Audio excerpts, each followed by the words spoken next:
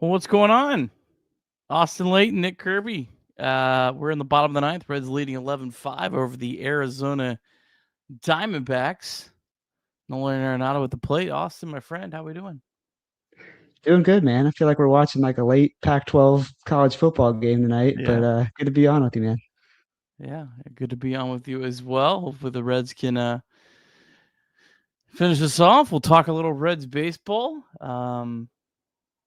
Yeah, what a difference a day makes. Right? This is like peak Reds offense. There we go. Just locked it in. I don't know where you're seeing, but Oh, I'm behind as always, which is crazy. Like I turned this game on like 10 minutes ago. Oh, it's over. All right. Well, Reds win. Um, 11-5 over the Arizona Diamondbacks. Austin, how are you on the box score recap? I'm pretty much ready to go, man. All If right. you I'm gonna give the people the 131 intro tonight. The minute 31, not the 354. You're welcome. Don't say I didn't give you anything. See you in a minute. High drive, left center field, racing back to the wall, Bourgeois. The Reds are National League Central Division champions. In the air, left center field. Did he? He did! He did! Reds win! Line into right field. Genius, the first Red ever with 4 home runs in a game. Can you believe it? In the air, down the right field line. Doesn't have a chance. The Reds have won on a 3-run home run on opening day by Ramon Hernandez. A strike away and out away is Homer Bailey. Ground ball to third. Frazier gloves. Throw to first, and Homer Bailey, for the second time in his major league career, has tossed a no-hitter. Oh, are you kidding me? Holy Moses, the second player in major league history to hit 7 home runs in the first 10 games. In the air, and the Reds win it. What a dream beginning to a career of Trey Bruce. Well, what a difference a day makes. Welcome into Chatterbox Reds. Nick Kirby, Austin Layton. Your Cincinnati Reds beat up on the Arizona Diamondbacks 11-5, following a game where they lost 9-0 on Friday night, which followed a game where they lost in absolutely excruciating fashion on Thursday. Austin, tonight means absolutely nothing, but it was a lot of fun. yeah, I mean, this was, especially you laid it out after the past couple of days. This was the Reds offense, finally coming through, everybody firing on all cylinders. Good to see. I wish we were still in the playoff hunt for it to happen, but hey, fun game though. Yeah, it's a good reminder just like how random the game of baseball is. Mike Soroka, like I'm not sure, probably a lot of Reds fans know how good he's been this year. I mean, he's been one of the better pitchers in the National League. Like, I think probably coming into the day, he might have legitimately gotten Cy Young votes. He's been that good this season. And I thought Austin, the Reds had really good at bats against him. They had a lot of deep counts kind of work. They didn't like pile on early. They just had good at bats early. They only got that 1 run in the first. They got those 2 runs in the third, but they kind of just kept these good at bats, a good approach all night. And the dam broke with our old friend Zach Littell, who it's crazy to see how far he's fallen off from starting in game 2 of a playoff series for the Reds to being a bad mop-up guy. But a wild game, Austin. Very wild. I'll definitely break it down in the box score recap. But yeah, you nailed it. Solid contact really the whole game. We'll talk about the home runs. We had doubles, we had cycles. So yeah, really an offensive explosion, which we don't always have. So glad All to right. do it. Well, Austin working overtime today with the box score recap. So I'll do the ad read for you, Austin, and you can just focus on just reading this manifest that I'm looking forward to hearing all about. Chatterbox Reds brought to you by Fairfax Credit Union. Fairfax Credit Union offers everything you need from a bank, checking and savings accounts, credit cards, loans, and mortgages, but with one important difference. Fairfax is owned by its members, not outside shareholders. That means profits are returned to them through lower loan rates, higher savings yields, and fewer fees. With 9 Cincinnati area branches and more than 3,700 fee-free ATMs nationwide, Fairfax makes banking convenient. You can learn more at sharefax.org. All right, box score recap. Game 2, Reds at D-backs. It was Rhett Lauder on the mound, came in with a 5.17 ERA, and Nick mentioned that Michael Soroka came in with a 2.93 ERA, just to show you the differences in the starting pitchers there. But yeah, the action really started off in the top of the first, right out the gate. Ellie led off the game with a double and was later brought home by a double from J.J. Bleday, who you'll hear a lot in this recap. It was 1-0 Reds after the first. Action continued in the top of the third. Sal Stewart led off with a single and was later driven in by a J.J. Bleday triple. And if you're keeping track, J.J.'s now got a double and a triple in the game. Bleday would later score on a sac fly by Tyler Stevenson, and it was 3-0 Reds after the third. Top of the fourth, the Reds continued. Hector Rodriguez walked, was moved over to second by a single by Ellie, and then scored by a Sal Stewart single, and the Reds were up 4-0. This drove Soroka out of the game. His final line, 3 1/3 innings pitched, 6 hits, 4 earned runs, 3 walks, 3 Ks. He was relieved by formerly mentioned Zach Littell and former Red.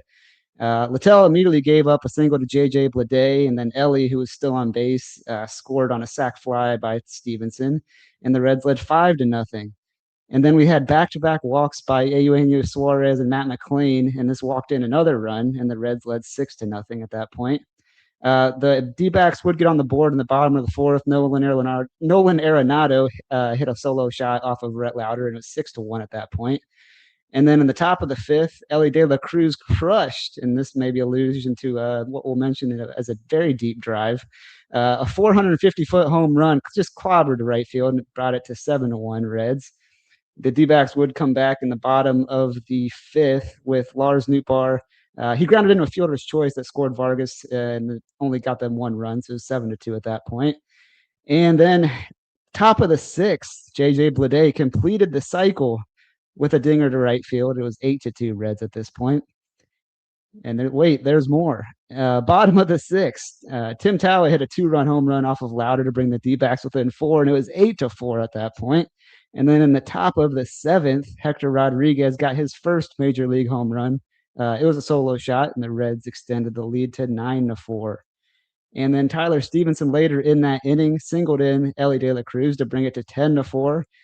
This chased Zach Littell out of the game after the seventh. He had 3 2/3 innings pitched, 8 hits, 4 earned runs, 2 walks, 1 K, and 3 home runs given up. And then in the eighth inning, Matt McLean hit a home run, got on the board. It was 11-4 at that point. Tony Santillan ended up making an appearance in the bottom of the eighth after missing nearly 2 months. He didn't have the cleanest of innings. He gave up 2 walks, a wild pitch, and then a single scored Nolan Arenado and brought it to the final score of 11-5 Reds. And that is the longest box score recap I think I've ever done, but I hope I did it justice, and that is your recap. Beautiful. Absolutely beautiful box score recap, Austin. Our deep drive of the day will be Ellie De La Cruz's 21st home run of the year. Went 427 feet, 115.2 off the bat. A absolute bomb from Ellie De La Cruz. And our deep drive of the day brought to you by Braxton Brewing Company, the official craft beer partner of the Cincinnati Reds. Crack open a ballpark beer, a crisp German-style light beer crafted perfectly for 9 innings and hot summer nights. You can grab a cold one at Great American Ballpark, Braxton Tap Rooms, or your local retailer. Braxton Brewing, brewed for Reds country. All right, we did have one super chat. Jacob Doyle, extend everyone. Run it back. 2027 World Series champs. Jacob Doyle is feeling the Reds baseball fever. That's why we didn't sell at the deadline, man. That's why, for nights like tonight. Yeah. For nights like tonight. I guess we have to start with JJ Bleday. Cycles, like I know, Austin, you grew up a Reds fan like me, and we never saw a cycle. Like, it was this elusive thing that never happened. Eric Davis, what was it, 1987 was Eric Davis, I think? Yeah, I didn't see that one. It was like the first year I was born.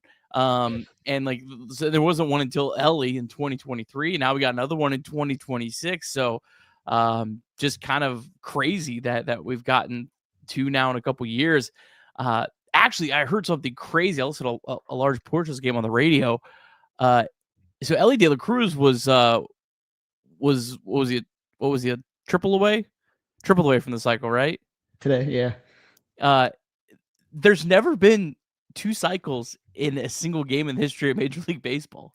So that's how close we were to that. But, so obviously cycles are something incredibly rare, only the 12th in Reds history. So cool for JJ Bleday to kind of get that honor. It's weird because, like, the Reds have only had 12 in their history, and Christian Yelich has like 4. And like 3 of them are against the Reds. So like it's kind of this really cool, unique thing for our franchise. Maybe not as much for everyone else, but nonetheless, very cool for JJ Bleday. Yeah, and I mean, what a season for JJ Bleday, even without today. Solid pickup for the Reds. Obviously, this is not something they probably predicted that he would do in the game, but we'll take it. And I mean, just the composure to go up there knowing you needed a home run to complete the cycle and then getting it, got to be an awesome feeling. He looked pretty happy going around the bases, and he was just one of many guys that had really a solid game today, like you mentioned. I mean, Ellie De La Cruz triple away. You had pretty much the entire top third of the lineup. Sal had a great game. I mean, this was, if you were looking for like the peak of what this offense could have been this year, like tonight was it. I mean, you didn't get, I guess, the Geno bomb or anything like that. He walked twice, which, for Geno, I'll take. But yeah, man, I mean, what a night for JJ Bleday. The cycles are kind of weird, like you mentioned. Like I for some reason I was thinking back to Homer Bailey's no hitters, and like those are sweet like stats in the moment, but then it's like in the grand scheme of things doesn't really mean much. So I kind of see the same thing with the cycle. Like, it's awesome in the moment. A couple years from now we'll see it on a highlight, but it's just a bunch of hits at the end of the day, I guess. But it's awesome. I'll absolutely take it. And the way that he did it, obviously very rare for this franchise. 17 no hitters in Reds history, 12 cycles. So it is more rare than a no hitter. So yeah, pretty cool. Yeah, the top of the Reds lineup. How about 11 hits from the top 3 in the Reds lineup? Who really, Elliott coming struggling. Bleday had been kind of up and down since that player of the month. Sal Stewart has obviously been steady. And I guess if you throw Stewart in there, throw Stevenson in there, who batted 13 hits, the top 4 in the lineup. I mean, that's certainly getting it done. Obviously, really good to see Ellie De La Cruz. Kind of just like to see him finish the year strong. Last year, Ellie was getting to a point, and I know he wasn't there yet for me, but Ellie was getting to a point where it was like, okay, maybe last year wasn't just completely this hamstring injury. Maybe it also was the grind of the 162 that caught up with him, because I think everything got blamed on the hamstring last year. And then Ellie struggles right at the exact same time again. It's still nuts that Terry Francona has not given this guy a full day off after making a big deal about it. But I'm not making it about that tonight. But that's nuts. But nonetheless, good to see Ellie just have a big night, because he really had been struggling. Yeah, I think it's kind of funny too, because I think earlier this week, the post game interview where Ellie kind of hinted like, "Hey, like, yeah, I'm tired. I'm going to do whatever it takes to get this team where it needs to be." And I think you got to put a lot of weight on the fact that he's been able to play this, as many games as he has, as durable as he's been. The stealing's not there like it used to be, this first year in the league, thing like that, but he can still be such a dynamic player, man. I mean, and you saw it tonight just with the power, the raw ability to hit. Like, we've got something special with Elliott. I'm not shocking anybody there. But I think at this point, like, you got to know that Ellie's not just a flash in the pan if you're kind of Reds fans and things like that. So I love to see it, love to kind of justify that, he is a budding superstar in this league, and showed it tonight. Hector Rodriguez hits his first big league home run. I had 2 hits overall on the night. That was really good to see. He's had a tough go of it. I don't understand why he hasn't been in the lineup every single day with where the Reds are at, with some of the options that I will rename nameless that the Reds have run out there.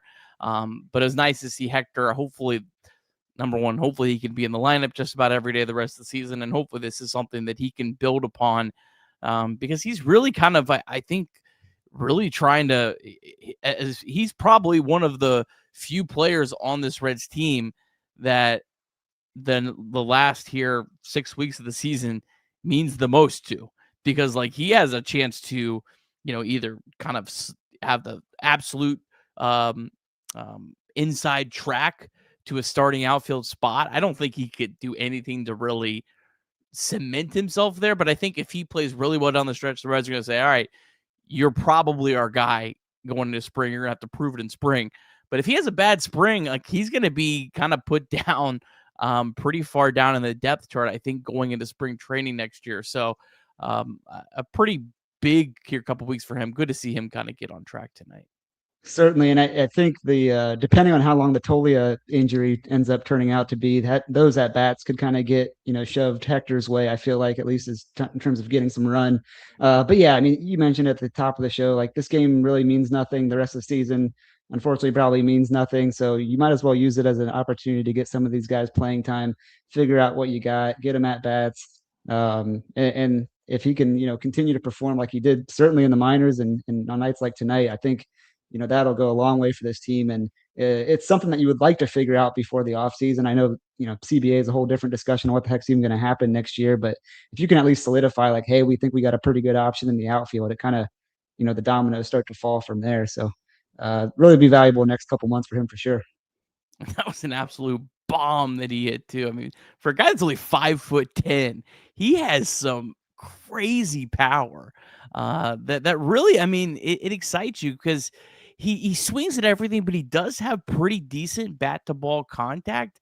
And with you combine that with legitimate power, playing Great American Ballpark, you don't have to squint to see a guy that could be a 30 home run guy if things go well. I mean, he's going to hit well over 30 home runs between the majors and the minors this year.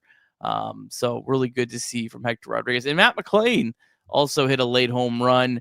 Also really good to see. McLain, he's had a good couple weeks. Obviously, we're not going to make too big of a deal out of that.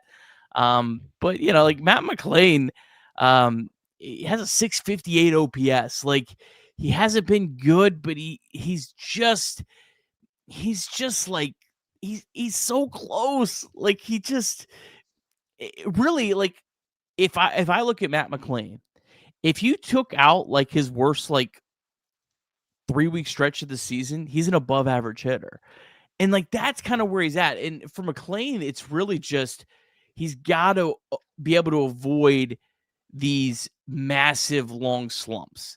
And that he just hasn't been able to kind of get out of his way with that. And if he does, like I think that's what makes him a legitimate everyday player going forward. Yeah, the defense definitely hasn't slipped. He's kind of shown that all year, which I think is super valuable and somewhat underrated value for him. But yeah, I mean, the disappointing thing is I think the hopes of McLain was he was going to be an above average player. And, the fact that we're just talking about average is still somewhat at least disappointing to me.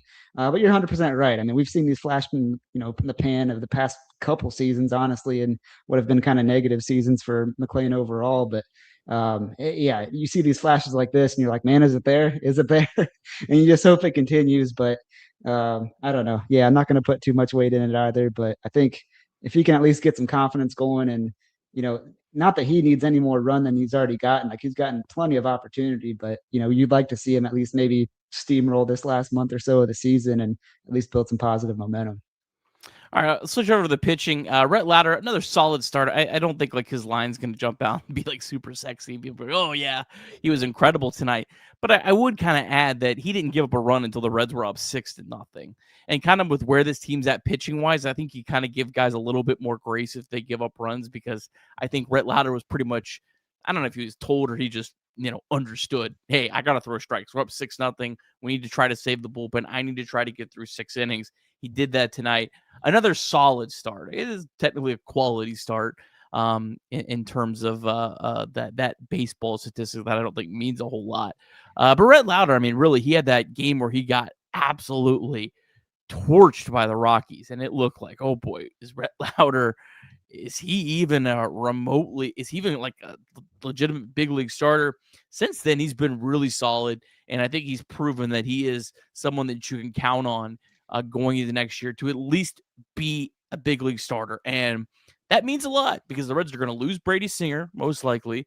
They're already lost Hunter Green for the year next year. They're going to need starting pitching. And it's good to see Rhett Lauder just continue to kind of stack solid start after solid start. I think a lot of Reds fans, at least that I talk to, friends and whatnot, almost viewed Lauder towards the middle half of the year and even the beginning of it as kind of a liability to this team. But you nailed it. I mean, last 2 starts, he's gone 6 innings plus. Even the start before that, he went 5 1/3. I know he's given up some runs over those, games against the Cardinals. He gave up 4, but still, I mean, he's pitched very solidly. I think the past, few outings. You hit it right on the head with, the breakdown too. But I think that, for him, obviously the health, staying healthy towards the end of the year would be huge. But I think he's another guy that, like, I don't know, somewhat people forget, what he could be. So it's good to see him kind of making these stepping stones. And yeah, I think, if he's going to pitch late in the games, and especially with a big league, like, you're not super upset about giving up the runs as far as, resting guys in the bullpen if they can and kind of keeping that, train healthy. But really good to see from Lauder tonight. All right, to the bullpen, Luis May, another scoreless inning from him. Didn't walk anyone. Again, he's only allowed 1 walk since being back. I think he's up to about 14 innings since being back. I don't have the exact number on that, but I know it's only 1 walk. And that 1 walk was in his 2nd inning of work the other day when the bullpen was taxed. And I think he was going farther than he really probably should have. So I give him a little bit more of a pass for that. But nice to see him. Like, he gave up 2 hits to Nootbaar. The Nootbaar one was kind of hit okay. The Carroll one was hit pretty well. But like in the past, when like if Luis May would have given up 2 hits, you're like, oh boy, it's about the might walk the next 3. Yeah. You know what? He threw strikes after that. He was able to get the next 2 guys out. And man, this guy looks like I'm so triggered because of Connor Phillips last year, because man, it felt like he had finally got it right, and boy, it just went down the crapper this year. Still hope for Connor Phillips, but Luis May has been one of the biggest bright spots on this team, maybe the brightest spot really in the second half of the season. Very stark contrast to his first kind of half of the season when he got called up, and even in the last year certainly. Cowboy mentioned it during the broadcast. I guess they kind of worked with him on pitching mechanics and whatnot when he was down in the minors. So as much grief as I like to give this whole kind of pitching staff and department, if they can turn Luis May around, that's a good sign to me, because the dude just has so much potential, just raw, physicality, but also just strength and, arm strength and ability to throw speed, and the breaking ball is, popping tonight. So really cool to see, really exciting, hopefully for the future for this team. Well, whoever the Louisville Bats pitching coach is, it looks like it's Reed Cornelius, if the Google AI is correct. Reed Cornelius, I hear there's maybe a potential open job of Reds pitching coordinator, because we haven't heard about what the hell's happened to this guy for like 3 months.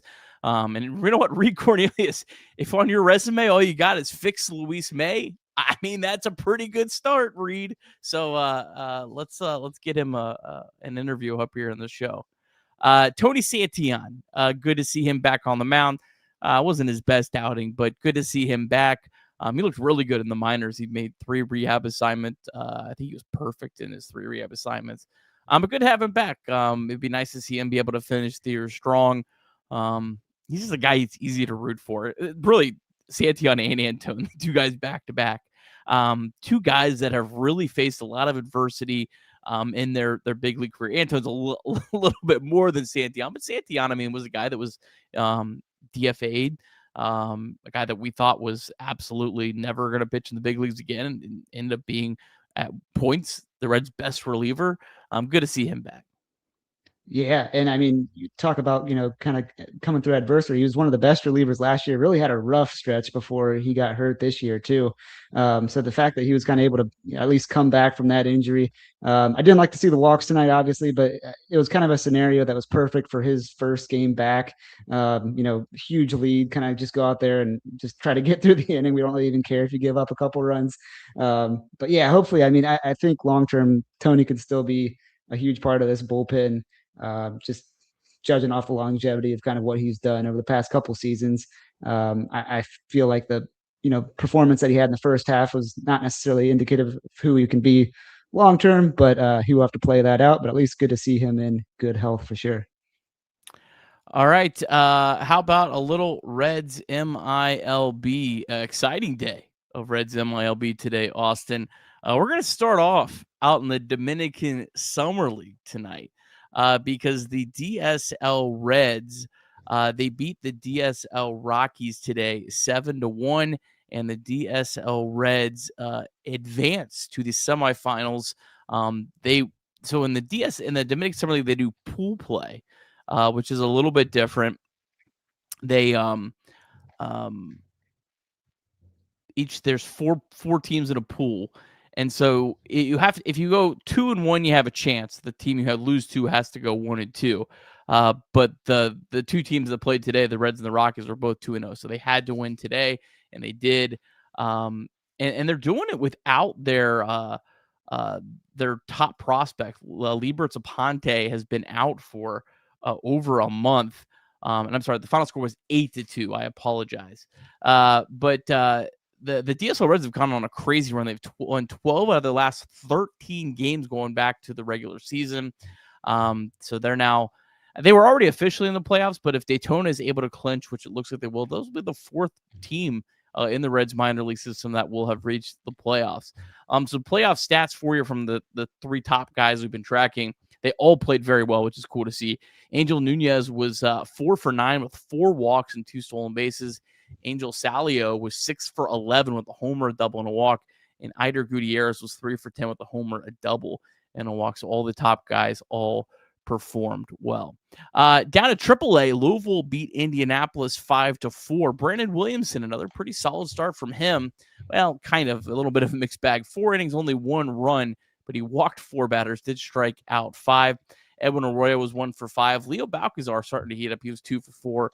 Noelvi Marte's first game back was 2 for 4 with a walk, and Will Benson was 0 for 4. I'm sorry, Noelvi Marte, this is the second game back, 2 for 4 in each of his first 2 games back.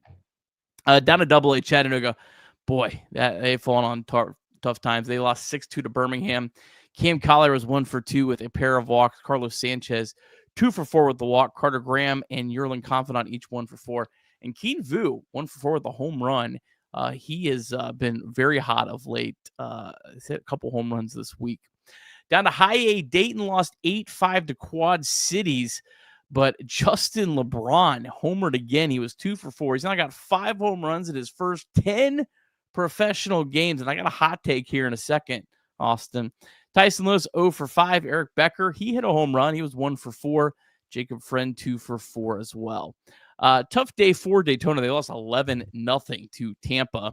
Jervin Murillo, though, had 3 hits in that one. Just about everyone else had the day off.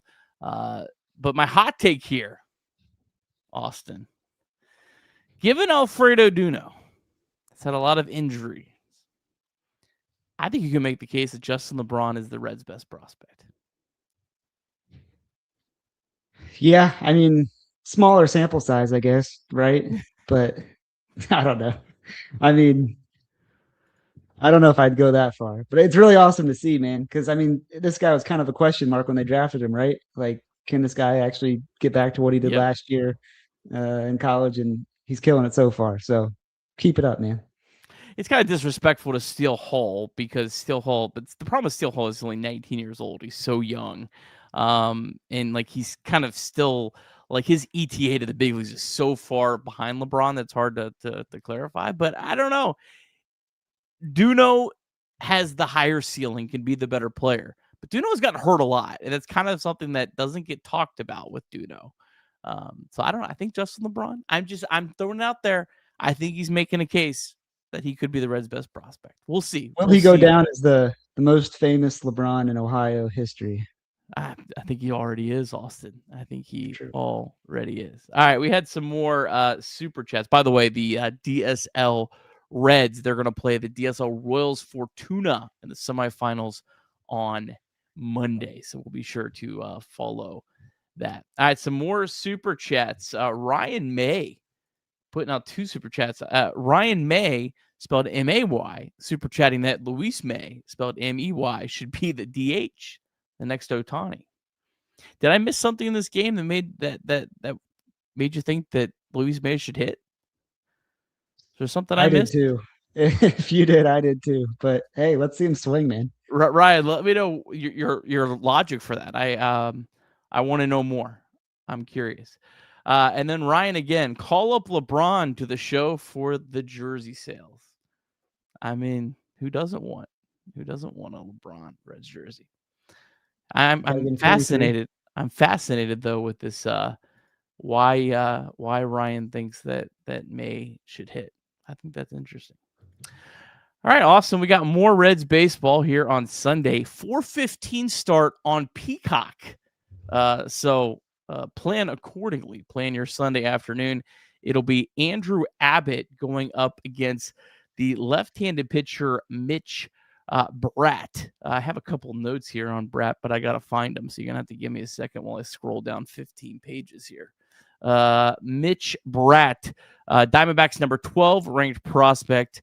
Made his big league debut back on June 24th. His last start only lasted 3 innings, gave up 3 runs at Fenway Park, but the 3 starts prior to that, he had a 1.50 ERA over 18 innings. Relies on 6 pitches, a 4-seamer, slurve, slider, curve, sinker, and curve ball. Doesn't throw hard. Fastball averages just 91, but batters hitting just a .179, 0 homers against his slurve. So Reds going up against a lefty on Sunday, looking for a series win. The Diamondbacks certainly would not want to lose a series to the Cincinnati Reds, as they are at the moment 2 games out of the final wild card spot. They lost a game today. They entered play 1 game back. So, Austin, any final thoughts before we wrap this bad boy up? No, man, but let's hope that wasn't all the runs that the Reds will score for the rest of the week. I guess not calendar week, but next 7 days in a row or something. But really good offensive performance tonight. Hopefully Andrew Abbott on the mound can slay the D-backs, and we'll be talking some more Reds wins. Love it. Austin, appreciate you coming on as always. Me and Trace will be back on Sunday night. We'll talk about the Dane Myers Tommy Pham drama tomorrow night on the show. Maybe a lot more if it's an ugly game from the old Red Legs. But me and Trace will talk that. We're going to save that for tomorrow because, Austin, I'm about to go record my first episode of Chatterbox Bengals. I'm going to be on the program talking a little Bengals football with all my Bengals knowledge. Actually, I'm not doing anything. I'm doing the ad reads, and I'm teeing up Andrew Collinsworth, a Bengals expert. And we're going to recap their preseason game. So be sure to check that out. That'll be up on YouTube here, hopefully within an hour, everywhere you get podcasts. The Chatterbox Bengals guys doing a great job. New podcast every single morning, 365 days a year. So be sure to check that out. Really would appreciate that. All right. Thanks, everyone, for tuning in. See you tomorrow. Go Reds.